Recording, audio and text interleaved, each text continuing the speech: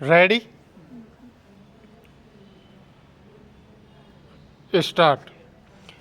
महोदय, ग्रामीण मजदूरों की शिक्षा नीति निर्माता, कार्यान्वयनकर्ता तथा ग्रामीण मजदूर संगठनों के मध्य समन्वय को समानता के सिद्धांत पर आधारित होना चाहिए।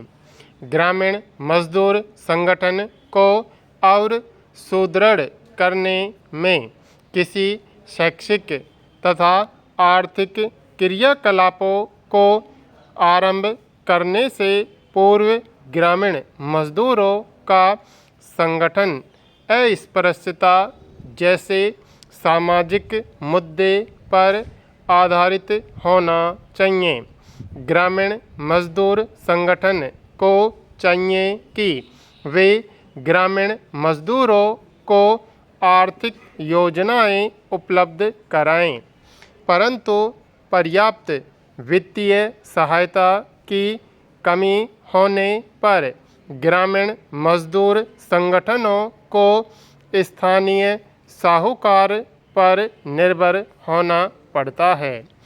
इसलिए ग्रामीण मजदूर संगठनों की बैंक और अन्य वित्तीय संस्थाओं द्वारा ऋण सुविधाओं को स्थापित करने तथा सरल बनाने में एक महत्वपूर्ण भूमिका है। ग्रामीण मजदूर संगठनों की क्षमता को पहचानने के लिए निरंतर बाहरी सहायता आवश्यक है। ऐसी सहायता शिक्षा और प्रशिक्षण, क्रियाकलापों तथा सामाजिक आर्थिक क्रियाकलापों के लिए होनी चाहिए। मजदूरों को ज्ञान और कौशल प्रदान करने में वीडियो के अलावा लोकगीत, नुक्कड़ नाटक, कठपुतली के खेल जैसे सांस्कृतिक कार्यक्रम उपयोगी सिद्ध हो सकते हैं। अध्ययन सामग्री स्थानीय भाषा में होनी चाहिए तथा स्थानीय सामाजिक आर्थिक स्थिति के अनुरूप होनी चाहिए।